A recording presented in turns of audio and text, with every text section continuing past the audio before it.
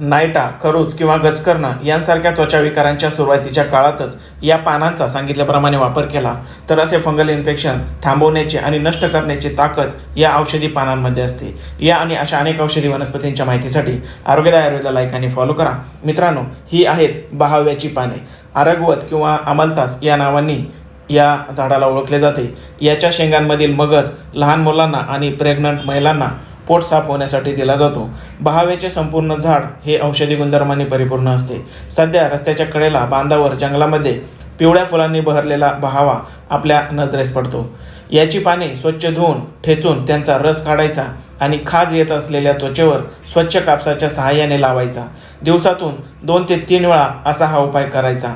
याशिवाय याची पाने आंघोळीच्या पाण्यामध्ये उकळायला टाकून त्या पाण्याने आंघोळ केल्याने देखील त्वचारोग हळूहळू नष्ट होत जातात। ज्यांचे फंगल इन्फेक्शन फार जुने असेल अशा व्यक्तींनी अगदी नेहमीच्या